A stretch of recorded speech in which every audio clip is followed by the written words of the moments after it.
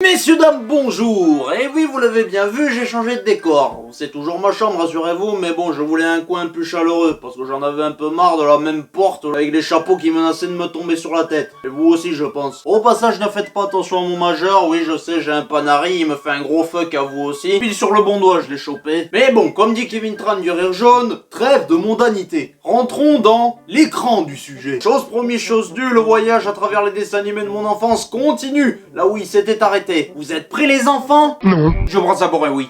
Hop, stopp! Bei uns kann wieder älteren Sohn von der London gehen.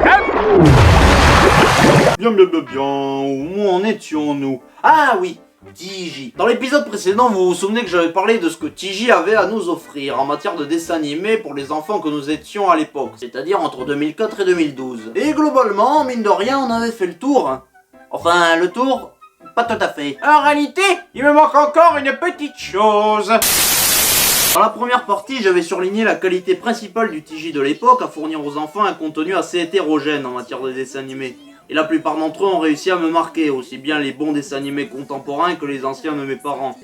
C'est d'ailleurs principalement sur cette catégorie-là que je me suis attardé. À croire que Booba, Babar ou Pierre Lapin sont vraiment intemporels. Mais allez pas croire que je suis un boomer depuis tout marmot, hein. Je vous rassure, il y a des trucs bien de mon époque qui m'ont marqué aussi, hein. Pas toujours dans le bon sens du terme, si vous commencez à me connaître, hein. Mais ça compte quand même. Merde, quand même. Par exemple, j'aurais pu vous parler d'Hôpital Hilltop, un bon vieux truc en stop motion et pâte à modeler. Eh oui, ça aussi. Toujours à la fois aussi captivant et flippant, hein. Si t'ajoutes en plus de ça le thème si glacial et morbide de l'hospitalisation, on se refait pas, hein. Non pas que cette série soit glauque ou quoi que ce soit, mais déjà que dans la vraie vie, ça me fait froid dans le dos d'entrer dans une clinique remplie de gueules cassées et qui pue les terres et la mort, alors de voir cette ambiance retranscrite avec des animaux en pâte à modeler, elle laisse tomber, hein. Il y avait même des patients qui claquaient dans cet hôpital, hein. C'est pour vous dire, hein. C'est pour vous dire. Ah, bah là ça clignote plus, donc ça voulait dire que l'urgence n'était pas très urgente. Et je parlerai même pas de l'épisode dans lequel ils font un don du sang, dans lequel t'as une espèce de belette infirmière, une espèce de furet, je ne sais quoi là, et qui a la brillante idée de mélanger son pot de confiture pour le goûter avec les autres fioles de sang des patients. Bien miam, hein. Y'a des satanistes qui regardent. Ah non, moi je suis juste sataniste. Un petit message à tous les soignants. Je sais que c'est dur en ce moment pour vous, ne vous inquiétez pas, on vous soutient, on sait que vous êtes sur tous les fronts, mais surtout tenez bon. Et évitez s'il vous plaît de mélanger votre 4 heures avec le sang ou les organes des patients. C'est Hôpital Hilltop ici, c'est pas Dr House ou le repas de Jésus et ses apôtres. Tenez, ceci est mon sang. Buvez, c'est mon sang, mangez, c'est mon corps, touchez pas, c'est mon cul, c'est normal. Faut dire aussi que dans les années 2000, on avait quand même pas mal de trucs perchés, hein, il faut dire. Hein. Oh, gadou,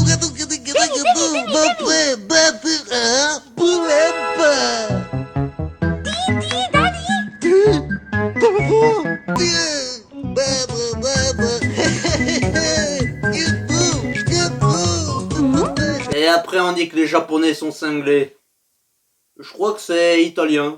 Ou allemand. Dans un autre registre, j'aurais pu vous parler aussi de rue du zoo, rue des animaux. Les singes viennent de sortir du zoo. Un bon petit dessin animé du soir, un peu comme Bonnu les petits qui t'aidait à aller dormir, avec des petites histoires animalières. Arthur qui avait un générique plutôt cool. Moi je me dis, hey, on aura une vraie belle journée, si on est prêt à partager, et ensemble à s'amuser. Choupi et Doudou qui était assez agréable à regarder, bien qu'un peu trop gnangnan à mon goût, c'est vrai, un peu comme Oui Oui. D'ailleurs parlons-en de Oui Oui. Alors ça devrait pas être une surprise pour vous, mais moi j'ai toujours préféré la version de 86 en stop motion, que j'avais en cassette. Oui, est si fier de sa belle voiture jaune et rouge. Oui, je fais une légère fixette sur la stop motion. Et oui, je suis vieux au point d'avoir connu la fin de l'âge d'or des VHS. Non mais on est quand même d'accord que ça, c'est quand même plus beau que ça. J'en ai pas fini avec toi l'image de synthèse. Sinon, à part ça, peu importe les versions, on est bien d'accord que oui, je l'ai toujours trouvé un peu con, hein, il faut le dire. Oh, Tyron, mais qu'est-ce que tu fais? J'essaie de secourir la lune avant qu'elle ne se noie. Écoute-moi, la lune est en sécurité. Ce que tu vois, c'est le reflet de la lune. De même que tu vois ton reflet quand tu te regardes dans la glace. Mais il est hors concours celui-là. Je voudrais que tu me conduises à une petite fête ce soir, dans les bois noirs. J'en ai pas très envie, tu sais. Je te donnerai un sac de 10 sous. Un sac de 10 sous? Tout un sac de 10 sous? Hein, qu'est-ce qu'il ferait pas pour de l'oseille? Tu me ramènes à la maison, tu auras 2 sacs de 10 sous. Tu as bien dit 2 sacs de 10 sous? Mais ce sera la fortune. Non mais c'est Sarkozy en fait, le petit. A few moments later. En réalité, cette histoire de fête était un attrape-nigo. Tu veux bien m'expliquer? Oh oh, alerte au gogol! Alerte au gogol, les enfants! De toute façon, il m'a jamais inspiré confiance, ce gamin, avec son air faussement niais et bêtement gentil pour rien, là. J'en mettrais mon dos à couper que c'est une racaille. On parle quand même d'un gamin qui roule dans une coccinelle allemande décapotable sans permis, et au moteur plus que douteux. Je la balle aux choses. Que se passe-t-il? Mais c'est pourtant pas un moteur Volkswagen qu'il y a là-dessus, bon là. T'as pas dû faire le contrôle technique très souvent, hein. Et à tous les coups, tu devais cacher de la weed ou de la moula dans ton coffre, hein. Fais pas genre, hein. Moi, je t'ai à l'œil, mon petit. Y'a quand même un épisode où tu te fais de l'argent sale en proposant la conduite accompagnée pour 2 fois 6 sous. Alors que je suis sûr que t'as même pas passé ton ASSR vu ton âge. Tout ça pour t'acheter ton pommier, espèce de mytho, va. À moins que ce soit du cannabis. Oh mon dieu. Il veut manger le fruit défendu. Arrêtez-le. C'est un sataniste. Monsieur le gendarme, le seul flic du coin, qu'est-ce qu'il branle? Et on en parle aussi qu'il y a un personnage féminin qui s'appelle Mademoiselle Chatounette. Chatounette. Un pommier? Cela ferait un beau cadeau pour Mademoiselle Chatounette. Chatounette.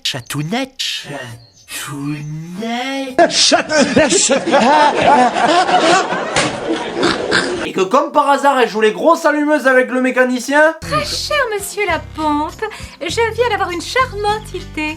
Je suis affreusement pressée. Et voudriez-vous me conduire en ville?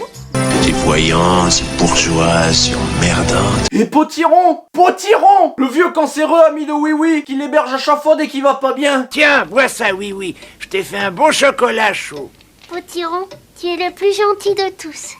Tu ressens une grosse émotion, hein? Eh ben, va te reposer sous cette couverture, d'accord? Oui, mon petit oui, ce soir on va bien dormir tous les deux tout nus sous la couette. Et au moins comme ça, je me ferai pas choper, pas comme Strauss-Kahn. Oh oui, pardon, excusez-moi, c'est sans doute moi qui ai l'esprit mal placé. Je pourrais parler aussi de petit ours brun qui était mignon, mais bon, le problème c'est pareil, hein, quand t'as grandi, hein, tu vois les choses autrement. Petit ours brun, c'est un gentil galopin. Coquin, coquin, petit ours brun. Mais t'arrêtes, hein, t'es sous-entendu dégueulasse, toi! Ok, promis, le prochain je fais pas. Ça te va? Et sinon, à part ça, je crois qu'on a fait le tour sur TJ. Enfin bref, pour résumer, c'était une chaîne qui m'a apporté beaucoup de bien, que j'ai regardé pendant des années. Pendant 4 ans, j'ai regardé cette chaîne. Et même encore, à l'âge de 10 ans, il m'est arrivé de jeter des coups d'œil et de regarder toujours avec nostalgie et plaisir. Jusqu'au drame de 2012, où c'est devenu la merde aseptisée pour enfants décérébrés qui jouent à Fortnite que c'est devenu aujourd'hui. Comme quoi les Mayas, ils avaient pas tort pour le 21 décembre, hein. Franchement, les petits 2010, rien de personnel contre vous, mais bon, la patte patrouille, ça va 2 minutes, quoi, hein. Vous savez pas ce que vous avez raté, et pas que sur TJ, parce qu'en parallèle, il y a aussi une autre chaîne concurrente que j'ai découvert en 2007 à peu près, à l'âge de 7 ans, Pee-Wee. Et pas Pee-Wee plus, attention, hein. Ça aussi, ça a été gâché. Quelle indignité. Quelle indignité. Nous sommes sur le service public, c'est une honte. Même si c'était un peu moins bien, c'était dans le même esprit. T'avais toujours des petites mascottes qui cette fois-ci étaient des petits astres lunaires ou des espèces de petites bouboules en forme de peinture, en forme d'étoiles, en forme de ventouses, de soleil, et qui à chaque fois faisaient des petits intermèdes. Ils te rappelaient à chaque fois, pense bien à te brosser les dents, ne fais pas comme gourmand, sinon tu vas avoir plein de carrés après. Ils essayaient même de te faire passer la pilule comme quoi. Oh mais non, le lundi tu devrais être content. Le lundi c'est le premier jour de la semaine. C'est là où tout commence, où tu retrouves tous tes amis. C'est génial le lundi. Non, quand t'es gamin, t'aimes pas le lundi. C'est le jour le plus chiant de la semaine. I hate Mondays. Des fois, ils te présentaient même des petits dessins animés amusants et éducatifs sur la santé, sur qu'est-ce qu'il faut bien manger, la fameuse rengaine habituelle qu'on nous rabâche encore aujourd'hui, manger 5 fruits et légumes par jour, ne mange pas trop gras, trop sucré, trop salé. Une alimentation riche et variée te permettra de vivre en bonne santé. Si tu manges bien, tu iras bien. Vitamine X, c'était un classique. Bien meilleur que le dessin animé avec le petit bonhomme bizarre qui ressemble à un perso de Titeuf qu'on nous propose sur Télétoon Plus, hein. Et dans tout ce petit monde, vous savez qui était la voix off qui présentait les dessins animés qui passaient? Dorothée Pousséo. Enfin, je crois que c'était elle. Ça ressemblait clairement à elle, cette voix cassée, un peu excitée. J'ai l'oreille, moi, attention. Alors, viens fêter Halloween dans la maison hantée de Pee-Wee, mercredi soir à partir de 5h30. C'est Pee-Wee. Et à ce sujet, en matière de dessins animés, comme pour TJ, c'était varié. T'avais des dessins animés cool, des dessins animés potables, des dessins animés passe-temps, des dessins animés un peu merdiques, mais qui avec le temps ont fini par devenir plaisants. Surtout si tu relativises avec ce qui se fait aujourd'hui. Parce que oui, n'allez pas croire que tout était parfait dans cette époque. Je parle beaucoup des années 2000 de manière idyllique et élogieuse, comme si j'avais vécu l'Eldorado pendant mes 10 premières années. Mais en vrai, je le répète, quand tu compares avec la génération d'aujourd'hui, tu relativises beaucoup. Tout n'était pas forcément mémorable. Il y a quand même même eu un peu des carnages. Mais dans la majorité des cas, ça restait au pire de bons dessins animés passe-temps. J'y reviendrai d'ailleurs sur ce terme. En dessin animé sympa, pour vite énumérer quelques trucs qui méritent d'être retenus, il y avait Zobumafu, Les Petits Fantômes, Wawa Wabzi, Atou 5, qui était centré sur un groupe de collégiens qui deviennent musiciens. Franklin, il raconte mille et une histoires. Allez, raconte! Dont les histoires étaient racontées entièrement par Danny Boone en personne! Bonne nuit les enfants. Attends! D'abord, est-ce que tu nous as préparé une histoire dont tu as le secret? Oui, bien sûr, qu'est-ce que vous croyez? Bon alors, c'est parti. C'est l'histoire d'une baleine qui avait avalé un trésor. Un trésor avec des perles, des diamants, de l'or, enfin tout quoi. Georges Rétrécy, qui dans mes souvenirs était un dessin animé vraiment pas mal. C'était centré sur un jeune garçon petit par la taille mais grand par le cerveau et qui construisait des machines superbes et qui arrivait à mener un mode de vie cool malgré sa petite taille. Le mec il est tellement génial qu'il a réussi à construire et tuner sa propre voiture quand même, qui fait en plus office d'avion et de fusée. Ça, c'est ma fusée, enculé de ta mère. Vince de merde. National, mon nez armé, chargé, calibré, bâtard. En fait, si on y réfléchit bien, Georges Rétrécy, c'est un peu le Kirikou blanc. Je dirais même le Kirikou occidental. Je dirais même plus le Kirikou américain. En plus, il était sympa, ce petit. Vraiment bon comme Jésus, quoi. Écolo, serviable, généreux, gentil, juste. Bref, c'était le Christ réincarné. Sans oublier, évidemment, les classiques d'antan, que nos parents ont forcément vus avant nous. Comme par exemple, on avait parlé précédemment de Babar, mais il y avait aussi Barbapapa, ou Heidi.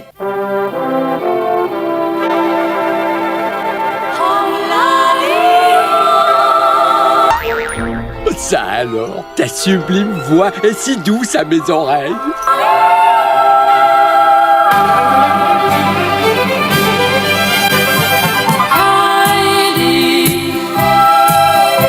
Ah, Heidi, la petite fille des montagnes. Une histoire en somme, ma foi toute simple, mais qui quand même marchait bien, même si j'avoue que les graphismes ont un peu vieilli, c'est vrai. Mais encore une fois, je le répète, ce qui était bien dans cette série, c'est qu'il y avait quand même une bonne histoire, qui au moins savait émerveiller les petits, sans non plus insulter leur intelligence. N'est-ce pas la patte patrouille? Je suis peut-être tout petit rikiki, mais je vais t'épater, moi.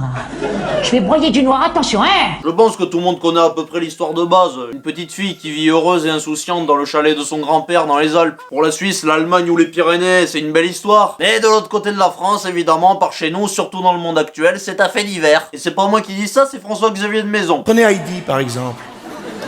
Petite fille de la colline. Un vieil homme qui vit tout seul avec une petite fille dans la montagne. En Suisse, c'est un best-seller. En France, c'est un fait divers. Ouais, que t'avais dit que t'arrêtais tes sous-entendus sexuels de merde! Bon oui d'accord, c'est la dernière fois, promis. Je ne saurais trop quoi vous dire d'autre sur cette série, si ce n'est que je l'ai regardé un peu quand j'avais 7-8 ans par là, mais je l'ai pas regardé plus que ça. J'ai quelques vagues souvenirs par-ci par-là. En particulier, une partie que j'ai pas trop aimée, que je trouvais très chiante, voire même assez morose et oppressante. En même temps, vu le fragile que je suis, vous vous attendiez à quoi? Cette partie, elle correspond au moment où Heidi est séparée de son grand-père par sa tante qui revient la chercher pour l'amener à Francfort, afin qu'elle reçoive, entre guillemets, une parfaite éducation d'une jeune fille du monde. Sauf que pendant tout ce temps, ça implique qu'elle est traitée plus bas que terre par la gouvernante de la maison, Mademoiselle Rougemont, qui, sans trop encore une fois paraphraser le JDG, me fait un peu penser à un mix entre Mademoiselle Mangène, Princesse Sarah et ma prof de CP, hein, tu vois, ben ça fait une triple raison de pas l'aimer. Bon, cela dit, j'exagère un peu sur ma prof de CP, hein. Elle était pas si méchante que ça, hein. Même au contraire, elle était plutôt normale, on va dire. C'est juste qu'elle était un peu rabat-joie et un peu chiante. En tout cas, à côté de Mademoiselle Rougemont, je pense que c'est un sucre d'orge. Parce que, comment dire... Un peu de silence, s'il vous plaît, mademoiselle. Je demande un peu de silence. Écoutez-moi bien. Ce n'est pas en jouant comme vous le faites que vous deviendrez de parfaites jeunes filles du monde. Bon bah, excuse-moi d'exister. Vous allez me faire le plaisir de reprendre vos bonnes habitudes. Mais je vais pas vivre pour vous. C'est bien compris, n'est-ce pas, mademoiselle Claire? Oui, tout à fait! Oui, la vieille, oui! Et vous, Adélaïde? Non, je ne crois pas, non. Bien.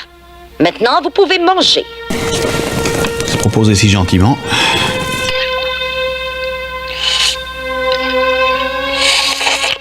Adélaïde! Mais ça va, pourquoi vous m'agressez? On ne fait pas de bruit avec sa bouche en mangeant sa soupe. Oh! J'ai le droit de vivre un peu? Adélaïde! Laissez faire, Sébastien!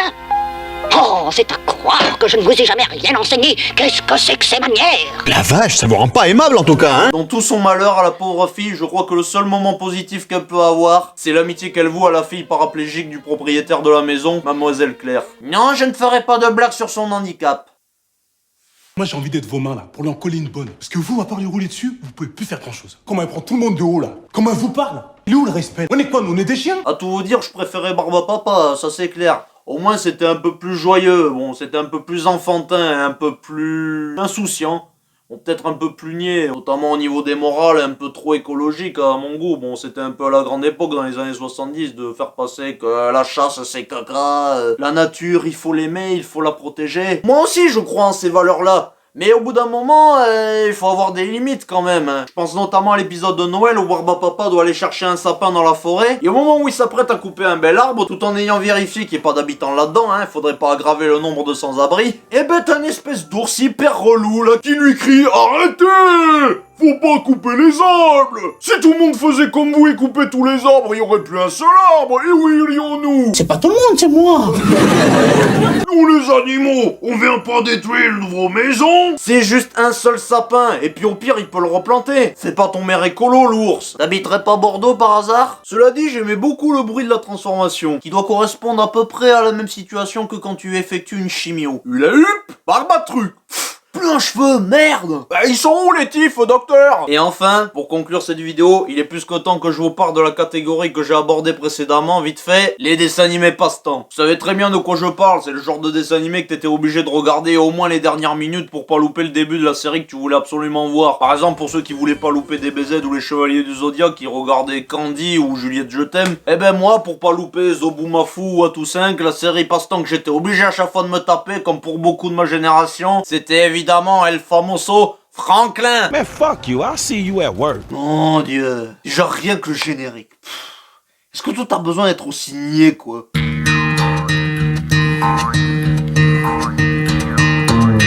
Hey, c'est Franklin. Le voici avec ses amis. Ah, blague! Ils ont des histoires, ils ont tout leur temps pour toi. Oh, très déstabilisant. Moi je mange la glace. Moi je mange la glace. Il entre chez toi. Ouais. Vas-y, Dwellon, chie-moi, Franklin. Comme toi, tout fic, là. C'est qu'un dessin animé. Franklin, le seul dessin animé pour enfants qui se passe dans un futur post-apocalyptique où t'as tous les animaux anthropomorphes qui vivent côte à côte et qui ont toutes les technologies du monde, même l'ordinateur, sauf la télé, bizarrement. Ils sont encore à l'époque des vidéoprojecteurs, même pas télé cathodique. Bon, parce que la série est sortie à l'époque où il n'y avait pas encore les écrans plasma. Et c'est le seul dessin animé qui te fait avaler qu'une tortue ça peut porter une casquette rouge de baseball et que ça peut dormir dans une carapace remplie d'objets. Ça doit faire sacrément mal au dos, hein. Ou encore, grosse connerie absurde qu'un lapin ou un gallinacé ça peut être copain avec un ours ou un renard. C'est des communistes en fait, hein. J'ai rien de personnel contre cette série, hein, ça se laisse regarder. Le gros défaut de Franklin, c'est que c'était mou. Il se passait rien. C'est toujours monotone, hyper bisounours, enfantin. Y a jamais d'enjeu important, il y a jamais de conflit. Les seuls enjeux importants qu'il peut y avoir à la limite, c'est oh mon Dieu, Franklin veut une trottinette, mais le problème c'est que ses parents ne veulent pas lui en acheter parce qu'il a déjà un vélo. Oh mon Dieu, c'est vrai, Franklin ne sait pas faire du vélo sans les petits trous, mais comment va-t-il s'en sortir? Va-t-il y arriver? Ou va-t-il passer pour un gros bébé cadom? Avec évidemment la sempiternelle intro racontée par la narratrice qui est en fait la voix de sa mère. Franklin savait compter 2 par 2 et lasser ses chaussures. Franklin savait compter 2 par 2 et lasser ses chaussures. Il savait fermer sa braguette et boutonner ses boutons. Il adorait fumer des spliffs et jouer à la PlayStation 4. Mais le problème, c'est qu'il s'apercevait que le paiement en ligne, eh ben, ça serait pas facile à payer. Mess. Oh, mess. Ah oui, parce qu'il y a du suspense à chaque fois, hein. Son copain Martin, étant divorcé, pouvait partager la connexion avec lui.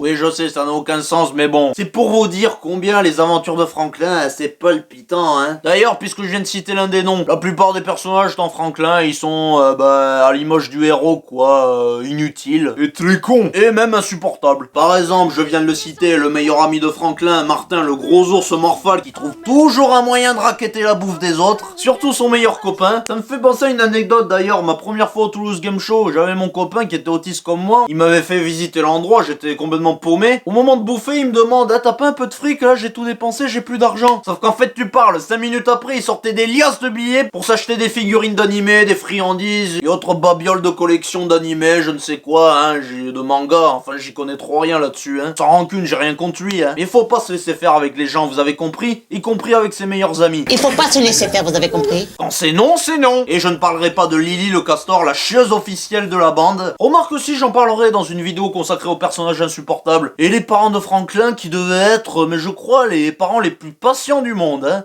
I was trying to fix it. With a hammer? I wasn't using it for hitting. I was using the part you pull out nails with to get the hands off. So, did you learn anything? C'est même plus de la patience, c'est du laxisme à ce rythme-là. Ils s'étonnent après pourquoi leur gamin pleurniche à la moindre contrainte. Parce que ça, c'était le trait de caractère le plus saoulant de Franklin. Dès qu'il lui arrivait une petite tuile, il était tout le temps en train de chialer. C'est une bonne idée de cadeau pour ton anniversaire. Pour mon anniversaire?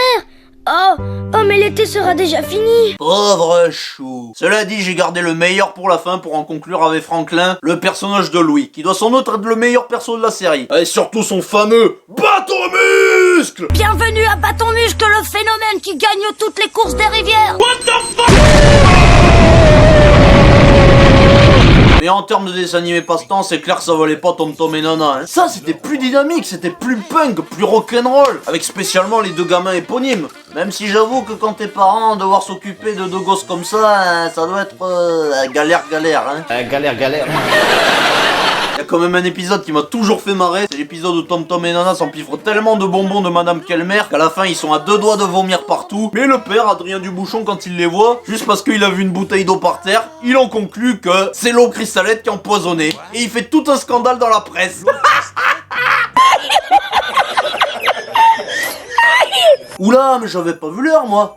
En plus qu'à l'abruti, j'ai pas de montre. Du coup, c'est la fin de la seconde partie sur les dessins animés. Bon, elle a été encore plus longue que la précédente, mais si vous voulez une troisième partie, vous inquiétez pas, elle arrivera. Mais laissez-moi juste le temps des fêtes et des examens à la fac pour cogiter tout ça. Et peut-être que je ferai une petite vidéo d'imitation spéciale Noël, comme l'année dernière. D'ici là, portez-vous bien et joyeuses fêtes, motherfucker.